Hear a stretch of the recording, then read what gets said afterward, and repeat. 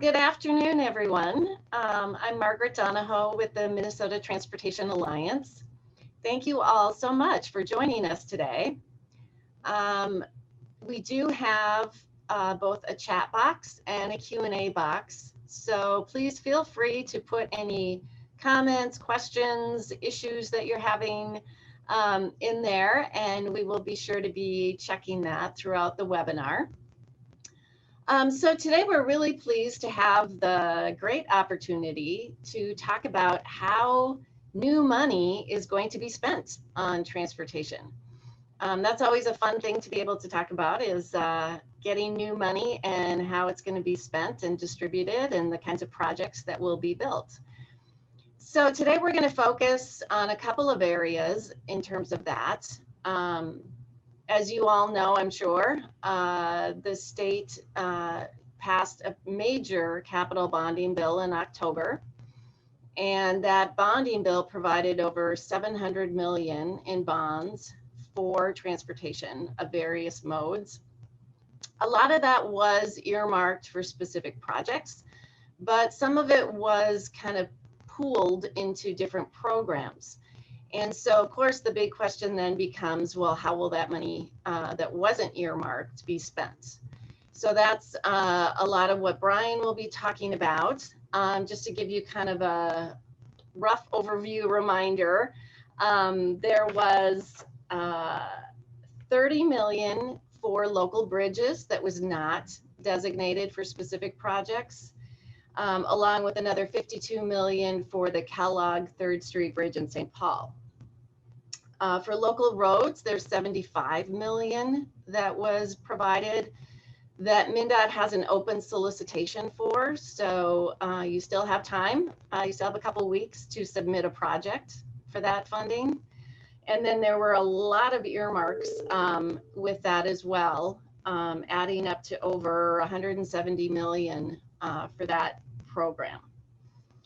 And then in addition to that, the legislature authorized another $300 million in trunk highway bonds. And that's a lot of what we're going to be talking about today is how those bonds will be distributed. And on top of that, late in December, Congress passed a COVID relief bill that included funding for highways. And MnDOT anticipates receiving $162 million in additional federal funds. So we want to hear from you also in terms of your inputs in helping the department as they work on the split between state and local and how those federal funds should be used as well. And then we're going to turn to Jay Hippis, who's going to talk about MnDOT's construction-led budgeting process. It's kind of a new process and how that works and how that's going to impact projects, state projects going forward. So again, please feel free to put comments or questions in the chat box. We'll be monitoring that. And we'll take questions after Brian is done with his presentation. And then we'll move on to Jay and take questions on his presentation. So again, we have Brian Gage, who's with us today from the Minnesota Department of Transportation. He works in programming and planning, and he has all the great answers that we're looking for on how the new funding is going to impact transportation in Minnesota. So I will turn it over to Brian. Okay, thank you, Margaret. I'm going to be pulling up my screen now. And start my presentation. So again, for those who don't know me, I am Brian Gage. I've been with MnDOT itself for 20 years now, primarily in planning and programming. I am the manager for the capital programs. So I'm the person that really is responsible for making sure, first of all, how much money is coming into MnDOT on our capital side. This is the money that really supports the projects we're building. And then make sure that it's distributed and used correctly to all the rules, both that the legislature set up and the federal government. So with that, like Margaret said, I'll walk you through where we are with this new money we received. Come on, start.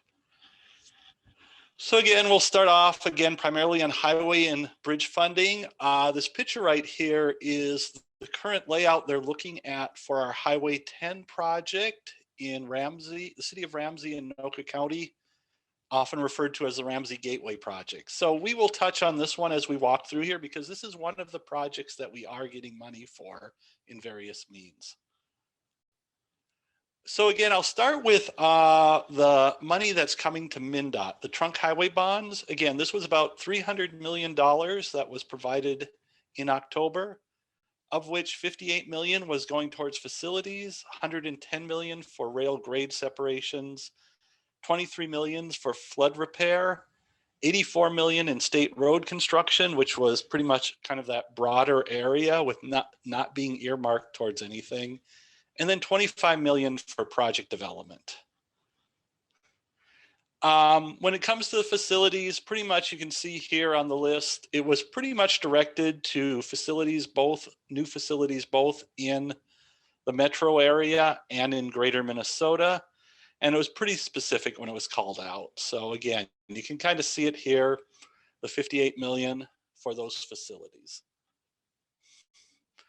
The 110 million for rail grade separations, that was, that was received without being earmarked for projects yet in the governor's rec and in the last few years. It has been, split primarily between the Moorhead grade separation project, which is the picture right here we're showing, and the Ferry Street grade separation in Anoka. And you can see the split there is roughly 62-45. We do make note that there's $3 million yet to be committed to probably one of these two projects. The decision on how this money gets distributed goes through what we refer to as the major projects leadership team. And Jay will touch on that a little later in his presentation, what that major projects leadership team is and what kind of decisions they make. So again, that's the decision-making process when it comes to this distribution. $23 million was specifically earmarked for Sibley and LeSueur County, really Highway 93 down in Henderson. And, you can see from the picture, there is a flood issue down there. And then other bonds were also provided on the local side for other work associated with this area. Okay, then we come to the 84 million for state road construction. And this was the part that was coming to MnDOT to support our current road construction program. And it wasn't specifically pointed towards any specific projects. So we're going through the process right now of actually identifying which projects and how we're going to spend this money. But you can see the first one is we do have an immediate need up on Highway 53 near Duluth. The pavement out there has pretty much deteriorated faster than we thought it was going to deteriorate. So we've already identified that $14 million of these bonds are going to, so we can get a project out the door this spring to put I believe an unbonded concrete or fix the pavement up there on that up on that highway. So again, that was specifically identified. These bonds give us this opportunity to expedite this project and get it into our spring letting and our program for this summer. Additional 50 million of that is being distributed by our typical formula across our districts.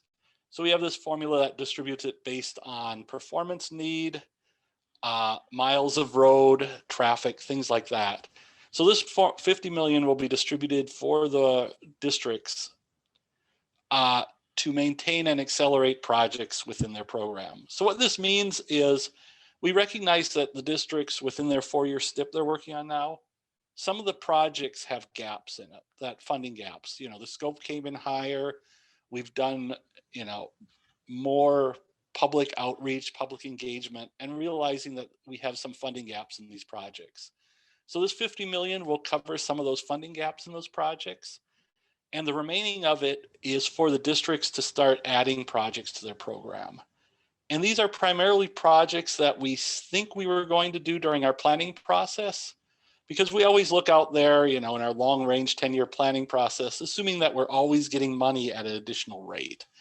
And so we plan at that level. So we think we're going to get more money.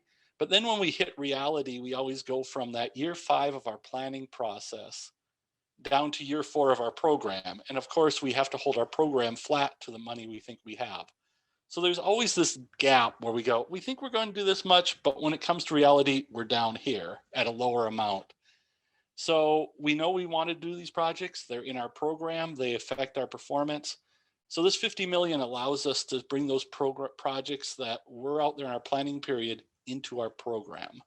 So again, these are going to be primarily, pavement projects, preservation, bridge preservation, other infrastructure, guardrail, drainage projects, things like that. There'll be some additional safety projects in that. But so our districts are looking now as they develop their next 4-year program and saying, oh, what were those projects that we left out? We're going to bring those back in. So you'll be seeing that these projects will be added into the program as the districts develop their 25 or 22 to 25 program. So again, that covers the 50. So we're up to $64 million of the 84 right now. The remaining 20 million right now is being held in what we're calling it risk reserve. What it really means is we're not going to make any recommendations with this 20 million until we see what the February forecast is. If the February forecast is consistent with the November forecast, then we know that our program that we're putting in our STIP is probably good, and we can use that $20 million to add additional projects to our program. We also would use some of that to develop what we would call shelf projects. And I believe Jay might touch on that a little bit too. But these are getting projects prepared for future funding opportunities, whether it's a federal build grant, federal infra grant. But we know that having projects ready or nearly shovel ready when money becomes available is it really supports us actually getting those grants to do these projects. So we might use some of that money to develop those projects up to that point so we're available for future grants. But again, if the federal forecast or February forecast comes in lower, we may need to use some of that $20 million just to support our existing program for the next 4 years. So again, that's the $84 million. And then we have the $25 million we received for project development. And again, this money, not specifically called out for projects in the legislation, but it is focused on these 6 projects. And they include the work on finally the Wadena Gap up on Highway 10, and that would be a MnDOT lead project. But there's also the Highway 10 project, which was the cover art for this presentation, the Ramsey Gateway, which is an Anoka County-led project. This project recently received a $40 million infra grant, plus it has received regional solicitation money from Met Council, other bonding money, local money. And so this is a project that is definitely high priority for a lot of agencies and a lot, including the federal government. So again, what we're doing is supporting getting this project to being shovel ready. And hopefully there's enough money for it coming from other sources to actually get it constructed. And again, there's other projects on this list. Highway 10, a 3rd lane in Anoka County in Coon Rapids. We have Highway 12, which is a Carver County project. Highway 8, Chisago County. And then Highway 14 and the CASA 44 interchange west of Rochester. That's an Olmsted County project.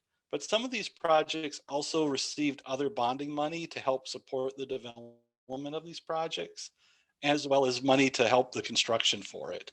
So again, what this $25 million is doing is really getting these projects to either being as close to shovel ready as we can with $25 million, or even maybe out the door on some of the projects. So in the case of these 6 projects, what we're going to do is support getting the Highway 10 project in Wadena through the environmental process. And again, this is a MnDOT led project. So this will give us the opportunity to say, once we get the environmental process done, how best to deliver this project. Would it be design build, design bid build? What options do we have? So we feel that once we get to the through the environmental document, we probably have we're at a good position to tell what we can do for our next steps. the other projects out there, the other 5 projects that are all led by our local partners, this money will get all these projects through final design. And in the case of the majority of the projects, it will also start supporting the purchase of right-of-way for these projects.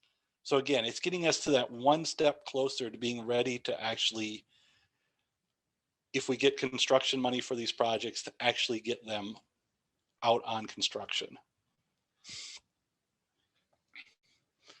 So again, that covers the $300 million that MnDOT is receiving through trunk highway bonds. Now I'll go over, for a lesser detail, some of the other bonding that we received primarily for geo bonds and on the local side. We did receive $74 million for local road named grants. So again, these are primarily focused on money for these specific projects out there. You can see a split across both the metro area and greater Minnesota.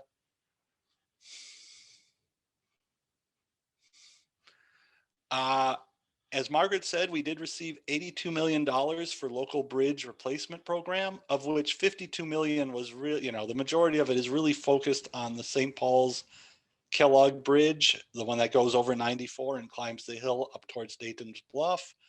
But the remaining $30 million is for the local bridge replacement program. And of that, they've identified so far 76 bridges that would use $21 million of that money. Another 9 million of it, they're still working to identify projects. These would be projects that they have on their waiting list that they could bring into the STIP, or that the fact that some of the projects that are currently in the 4-year STIP and in our program may need additional money. And again, I kind of just touched on this. Some of the just provided information about our local bridge program is in 2020, we had 138 bridges, and that with replacement costs, we spent about $65 million.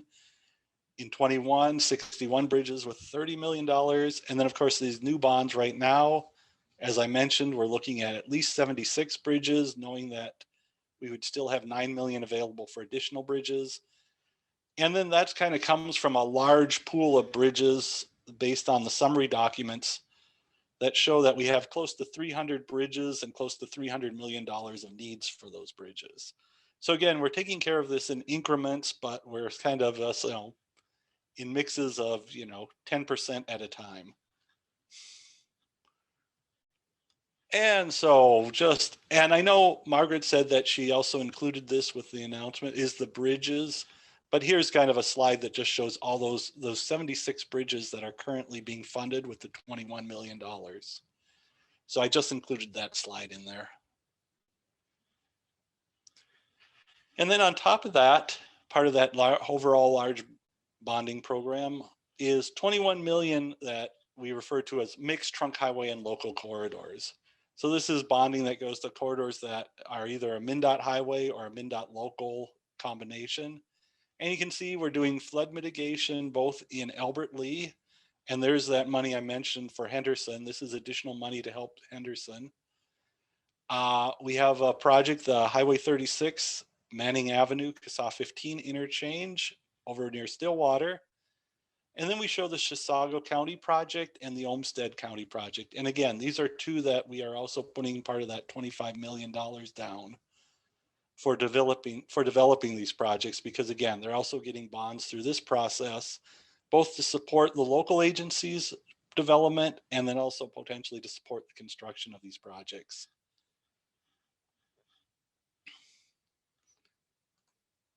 Oops, let me get back. So that's the bonding program we have. And again, that was provided fall of last year. We're kind of going through the process of identifying the projects. And again, it's overlapping with our development of our 22 to 25 STIP. So we're kind of just fitting that into the process on how that best works. So come about April, we'll have a kind of the full picture of what our new program looks like with this money in it. The second part of this is the Corona Response Supplemental Act. This was, again, what Margaret mentioned was the federal money we received, or was approved, I should say, by Congress and signed by the president at the end of December. And this, again, this is still, it's February, that was December. we're still working through what does this money mean? What are the rules behind it? What are the processes behind it? We did receive our first notification from FHWA on the details of this money. The notification was dated January 15th. So it was, just less than a month ago that we got a little more detail, but we still don't have a lot of detail on all the processes with it. So what we do know so far is that it was $10 billion specifically for transportation across the country. MnDOT's share of it is $62 million. Of that, Met Council will receive a sub-allocation of it because metropolitan areas over 200,000 do get their own sub-share of this. According to the notice, Met Council's share is roughly $20 million for this. We know that there's no federal or no local match needed for it. It's 100% federal funds. It can be used for operational costs. So that's different than what we normally have with federal funds. And these funds are available for obligation until September 2024. So again, we just received really the notification on some of these details middle of January. So we have been working with reaching out to our local partners, both Met Council, county engineers, city engineers, to get input on some of the suggestions or some thoughts on what we should be using this money for. So again, we're kind of still in that process of collecting the information. The complication to this is that we are also in a budget year for the legislature. And so we need to provide the governor with a recommendation on how much of this money is coming to MnDOT, how much is going to our local partners. So we did provide a preliminary recommendation for the governor's recommendation based on preliminary information we knew before the January 15th memo. So at that time, we assumed it was coming primarily as surface transportation block grant money. And Minnesota, when we get surface transportation, if we look solely at that one, generally it's a 55-45 split. 55% of it goes to our local partners, 45% goes to MnDOT. That compares to all of the federal money that comes to Minnesota, where MnDOT receives about 75%, our local partners receive about 25%. So the governor's rec was based primarily on that assumption this was just surface transportation. But once we received the notice, we recognized that there were different rules to it, and it was treated differently than just surface transportation block grant money. So we're likely to make an amendment to the governor's rec as we go through this process and get closer to beginning of March. So again, there's still a lot of moving parts on this. Like I said, we have some things that we know, but other things we're still working through. What we're doing with this money is our goals are to really support local agencies that were impacted by COVID. So we have been looking at the actual revenue losses, both on a operational side and then on an operational and construction side that our partners, that have impacted the counties and cities across Minnesota. Again, we would like to focus this on impacted communities. This could include us increasing our negotiated contract process we have at MnDOT. That was given to us that was increased actually in recent legislation to allow us to go up to a higher number. We could focus that more on DBEs and in communities that were, again, more impacted by the coronavirus. We're looking at potentially additional training and apprenticeship programs as well, because again, this federal money does allow us to spend it on some operational needs and these kind of training needs more so than what normal federal money does. But again, we also are looking at advancing those preservation projects that are out there a few years into the 4-year program. So again, like I mentioned earlier, that we always plan at a higher level and then we have to program at a flat level. Well, if we consider this money as that money we were planning for, then we would naturally start moving these preservation projects into our 4-year program. And then of course, we'd also look at some more long-term pavement fixes out there and some specifically focused bridge investments at the statewide level. And then finally, we are looking at the, again, projects that have funding gaps. And these include some major safety and congestion projects as well, recognizing that as we move forward, even coming out of quarters of commerce, that we do have funding gaps on some of these projects, and this money would give us the opportunity to fill those gaps. So like I said, where we are right now with our timeline is, again, December, January, we were preparing a distribution plan for the bonds because we knew we had got the bonds in the fall. Then of course, end of December, we received the federal money. So January, February, we were preparing plans for the distribution of that money, knowing that we're still waiting for additional federal guidance on how to use it for operational costs and other elements like that. So here we are sitting in the February/March area, where again, we're preparing the distribution plan for the bridges, which we just kind of showed you. And we're also identifying those new projects and investments. I'd say, unlike ARA, where they really wanted us to get these things out the door, both the bonds and the federal money gives us a little time all the way out to 2024 to do the projects, do the investments. So it does give us time to kind of overlay this money across our normal programming process. So instead of rushing to get a list of projects out right now, we're saying, well, come April, you'll be able to see what our new program looks like, our overall program, plus with this additional money overlaid on top of this. And again, then we'll be spending the money through 21 and through 24, awarding and starting construction. We really think the majority of these investments will take place in 22 and 23. So there's my walkthrough on it. I think we probably have questions out there. So yes, we do. So the first question has to do with the 25 million for project delivery. Of course, the legislature determined the 25 million, but how were the 6 projects chosen that will receive those funds? Those projects were a mix through I would say through the negotiation process while they were developing the bonding program.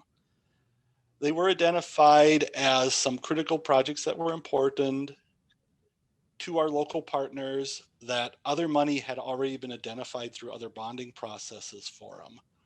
So when this legislation was put together, there was a communication, a letter between us, the governor, and the legislative lead saying we would consider these projects plus others.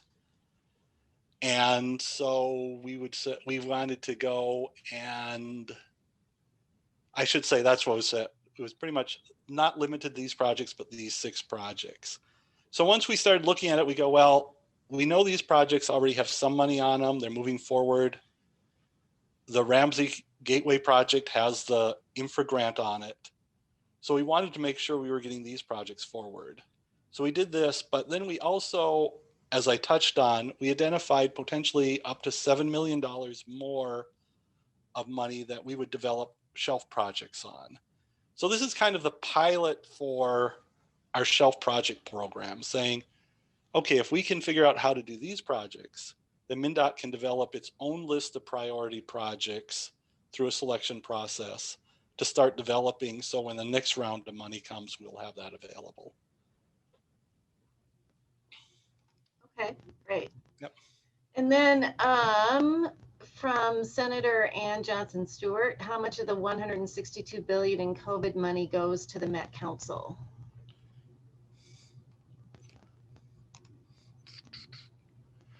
According to the notice we received, they're receiving close to 20 million. It's like $19.82 million is for the metropolitan area.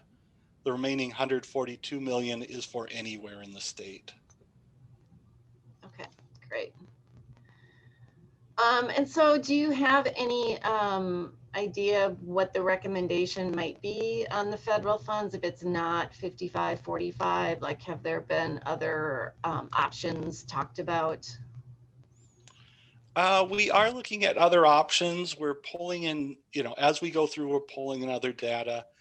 We looked at the impacts, like I said, the operational impacts to both the cities and counties in greater Minnesota. And the operational impacts to those are about $20 million.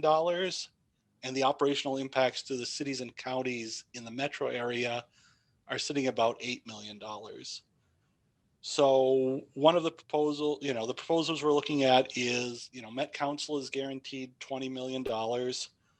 We would have a 50-50 option where we would provide another 20 million to greater Minnesota cities and counties.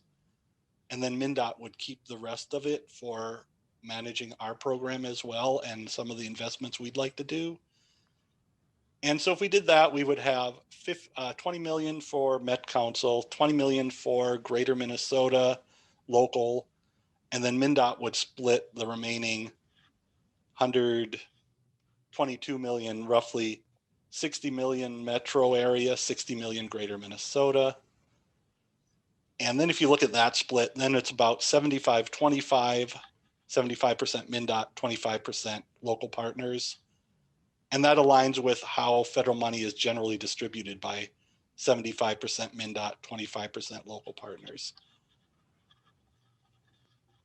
Okay, so basically you're saying you take 40 million off the top and then split the rest the way that federal funds are usually split. Well, the right? 40 million off the top is part of that split. So overall, the 162 million, MnDOT would receive 75% of it. Our local partners would receive 25% of it. Okay. Oh, yes, the 162 million is based on the normal funding formulas at the federal level. Yep. And then what type of operational costs would MnDOT use the funds for? Can you explain kind of what that means? Again, we would use it primarily at MnDOT's side. We would do additional negotiated contracts. We would also look at setting up a pilot program for preventive maintenance. So we'd be looking at spending, somewhere between $1 million or $2 million a year for the next 3 years to really emphasize doing preventive maintenance on our roads. This is an area that, helps support our overall pavement preservation, but a lot of times we don't fully fund that because it's kind of, if other costs come up, this is where we kind of take the money from to cover those gaps and other things. So we would do that for preventive maintenance. Again, we would do additional negotiated contracts. We would do apprenticeship programs and spending similar to our DBE program to do a diverse workforce. So it's those kind of things, but primarily it would mostly go to our capital side. Okay, great. Let's see. Is there an opportunity for local partners to have inputs on how these funds are distributed? So it sounds like you have reached out to the city and county engineers associations.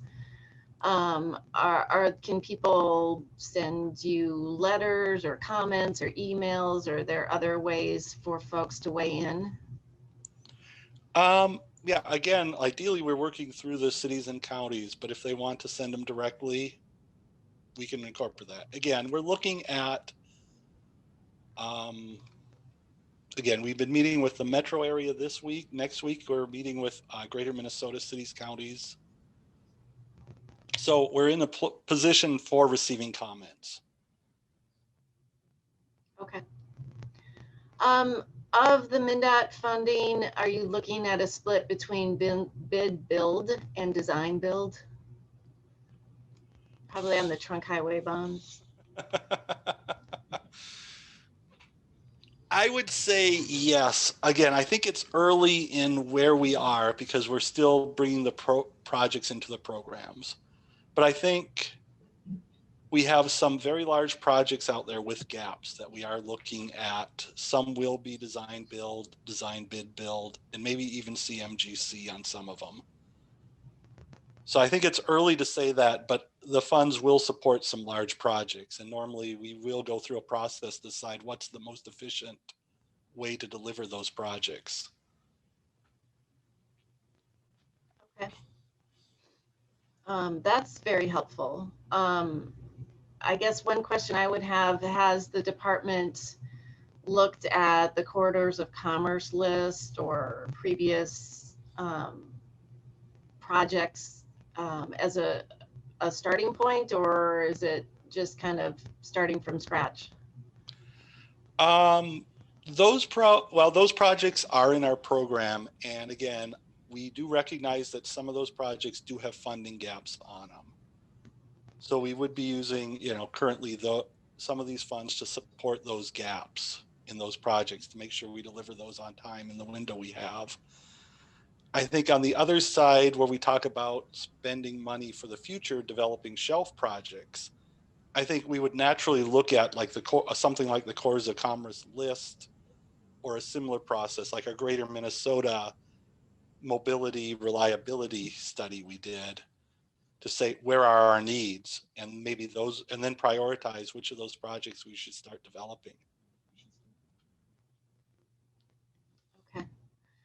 And then lastly, we got a question about transit funds, which I can say the transit dollars are separate from this 162 million. This is just for highway and bridge categories. The transit funding is actually in two pieces, because there was transit funding in the CARES Act, quite a bit. There was 25 billion for the country, and Minnesota received quite a bit of money, 54 million in Greater Minnesota, and something like 200 million for the metro.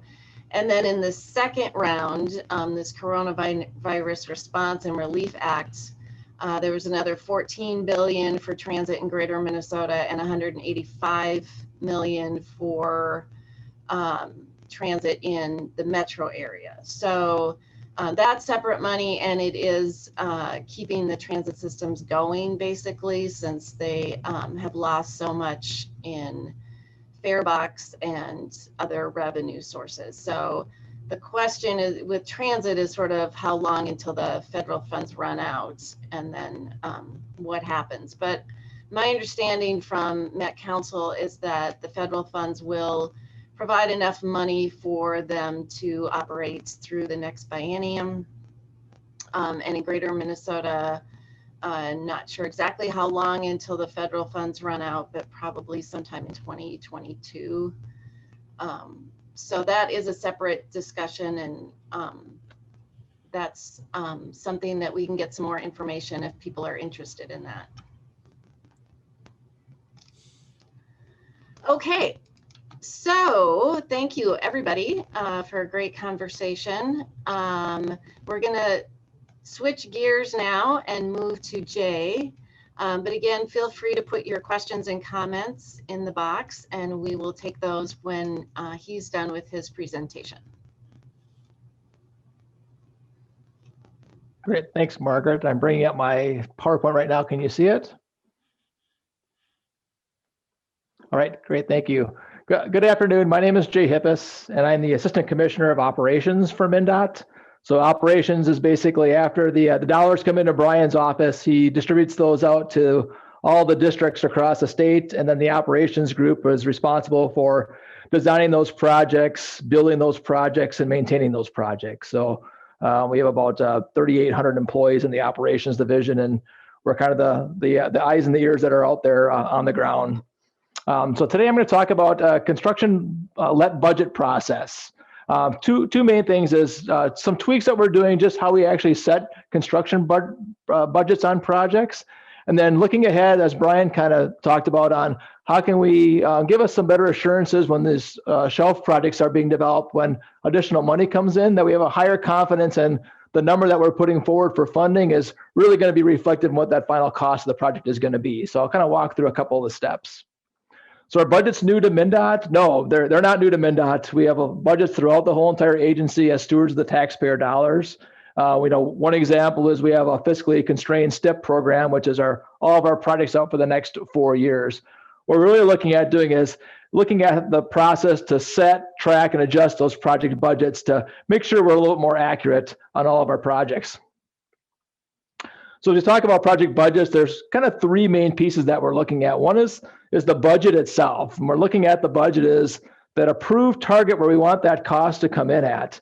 Having projects come in at or near budget really just helps us manage the program. If we have projects that come in over the budget, then there's projects that we have to defer because of costs, or if projects come in way under the budget, then we have to try to advance projects really fast to kind of fill that program. So it really helps us manage both our financial books, and it also helps us manage our resources a little bit better. So we don't have to have our staff running in different directions trying to advance projects.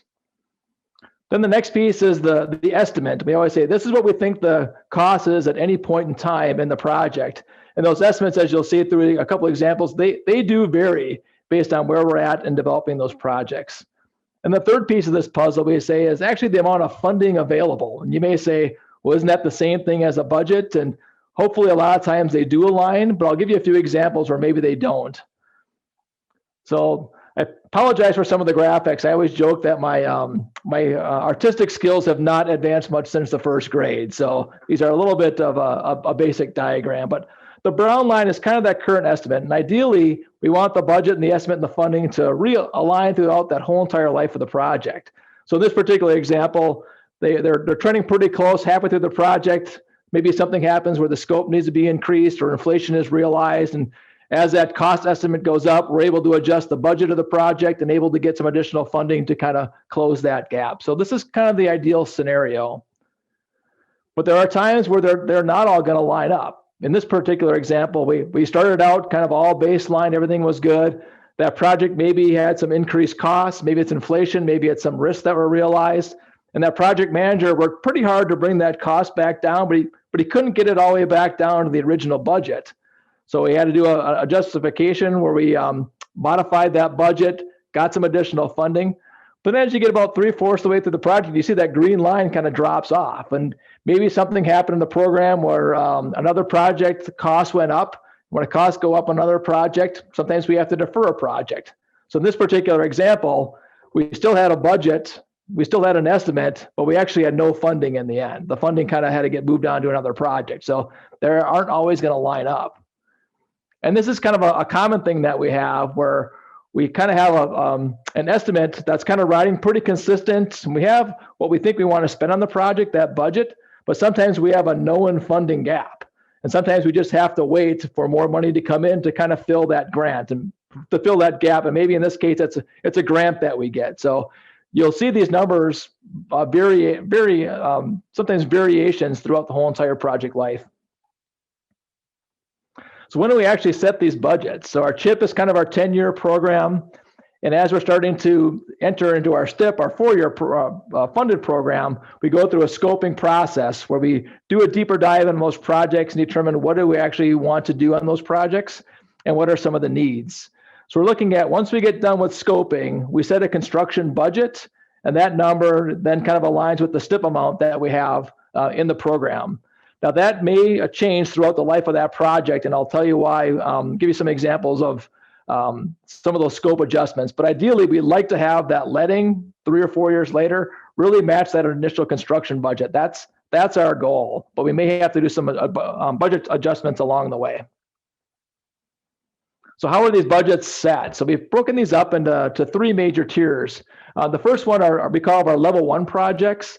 And these are our big projects, or our complex projects that have a lot of risk.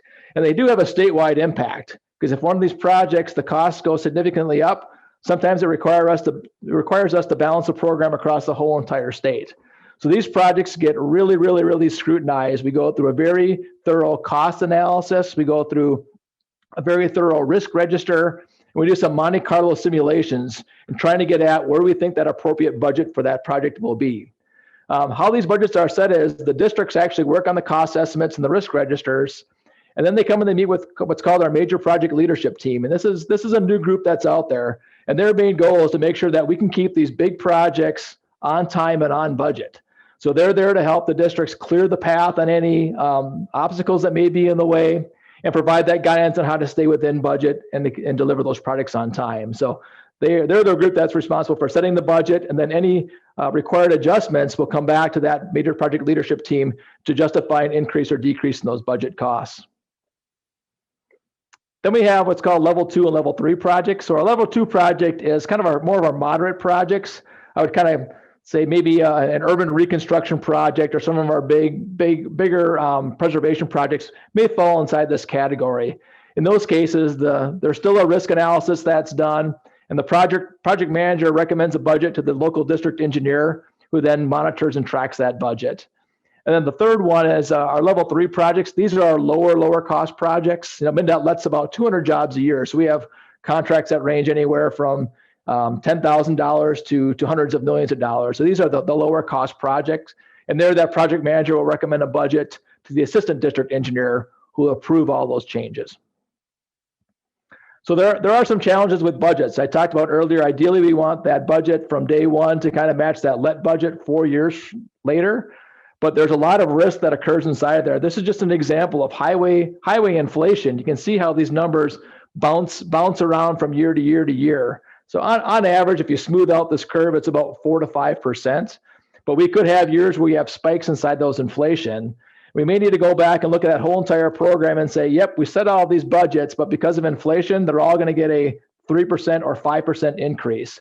But then that means that somewhere along the line, a project may have to fall out of the program because there's only limited money to fund all those different projects.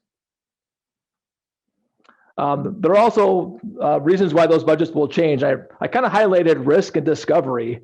As we're setting those budgets, we're kind of in this red dot in the middle, which is kind of our scoping phase. So we don't have all the design done. We have not done all of our field investigations. Public engagement is not complete. Our environmental processes are not complete. So there's still a lot of risk at those costs could vary and change. We don't have that final number yet. So that's the biggest piece is trying to get it at the scoping phase, but realizing that things may change in the future.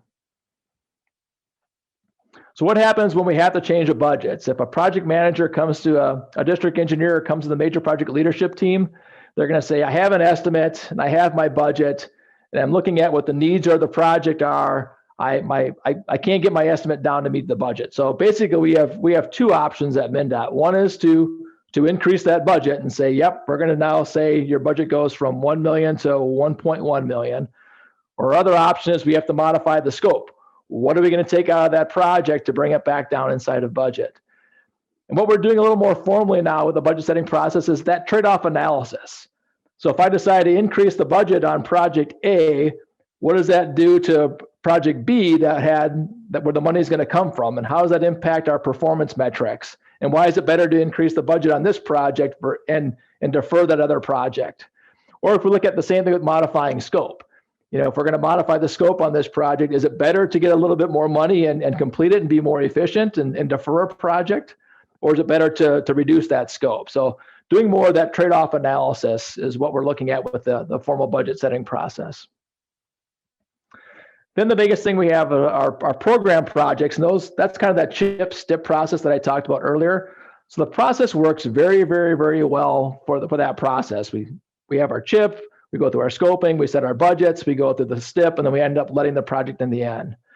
But what happens for our non-program projects? So Brian referenced this earlier. If we get additional bonding coming in, stimulus or other special funding packages, how can we use the budget setting process to help us be ready for those additional programs? So if you look at this chart, there's a lot of information here, but look at kind of the left side and the right side. So when we're in the planning stage of a project, if we put a number out there on a potential cost estimate, there is enormous variability. That project could range anywhere from minus 50% to plus 200% of what we think the cost would be, because we have not done a lot of the risk analysis. We have not done the public engagement. We've not done the environmental process. As you continue to refine things down the line, look at scoping, now you're getting a little bit more confident in your cost estimate, but still some variation that I talked about earlier. And finally, when you get down to letting, that's where you want to be in that plus or minus 10%. So how does this help us with future projects that are potentially coming down the pipe, kind of the shelf projects that Brian talked about? So in a lot of situations, if you look at that big red circle, we are planning and programming those projects kind kind of based off of a planning level estimate. And these are, say, not our normal projects. These are the ones that come through those special programs. And if we pick a dollar value inside of that large bubble, the odds are that's going to be not right, just because the variation is so big and there's a lot of risk and unknowns. So what we're trying to do with the shelf projects that Brian's talking about is let's spend some additional resources and move that bubble from the left to the right where they're scoping. So when dollars do come in for a project, we have a much higher confidence level that we'll be able to deliver the project for that point in time. Because what happens sometimes is we get funding for a project, and then as we start doing more scoping and work on it, we realize that that funding that we got, that special funding, is not enough. So then what do we have to do? We try to get either more special funding, or we have to defer our normal projects to fill that gap. So by developing these shelf projects, we're going to have a much higher confidence level when those special dollars do come in that we'll be able to deliver those projects on time. So that's, I know we are a little bit shorter on time, so I kind of went a little fast, Margaret. Hopefully that helped and left a few minutes for questions. Yeah, that's great. Thank you so much. So please, if anyone has questions about this, this is your opportunity to ask. And the question I always like to ask, of course, is if we can get a copy of your presentations. We can also be sure to post those on our Transportation Alliance website so folks can go back and review those presentations. You can download them. Also, this webinar has been recorded, and we will post the recording of the webinar on our website as well. So for anyone who missed something, or if someone in your office was not able to join today, they can certainly listen to the webinar whenever they would like from our website. And also, I just want to add, please do visit our website, transportationalliance.com. We do have a number of events coming up, including some transportation summits that we're hosting with legislators in February. They kind of focus on different parts of the state, but they're all through Zoom. And we would love to have your participation in any or all of those as we talk to legislators. As you know, it's a little challenging this year since the legislature is operating remotely. So whatever we can do to bring folks together with legislators, that's what we're trying to do. So there is a comment here about one of the things you said was that most of the new money will be in projects that are done in 22 and 23. What should the industry expect for 2021 compared to the last 2 years? Are we going to see kind of pretty much the same level of investment, or is it going to go down or up? This is Brian. I would say it's pretty much what we expected. We did not see that we reduced the 21 season at all as a response from COVID. So our program should be as we've been presenting it for the last couple of years. I don't think we'll see any increase. Maybe just to add on that, even with COVID, we've been able to deliver almost all of our projects as planned on the letting dates, which is pretty amazing with some of the challenge that we have with courthouses closed and staff working remotely and public engagement. So we're on track to deliver all those projects this year. Great. Yeah, and as I recall, the program is pretty similar to 2020 in 2021. I think it's not until like 2024 that there's a big drop off that's shown because just unknowns, and also because bonding dollars are one time. And so that's another challenge that we have. So again, I really want to thank Brian and Jay so much for all this great information. We really appreciate it and really appreciate your time. And again, we will make all this information available on our website. And so please join us again for more of these kinds of events on February 24th. We're very happy that we will have Commissioner Kelleher. and Chair Charlie Zelli joining us to give their perspective on what's happening with transportation in Minnesota as we navigate the 2021 legislative session. So please join us for that. And again, thanks everybody. Have a great weekend, and we hope to see you soon. Thank you, Margaret.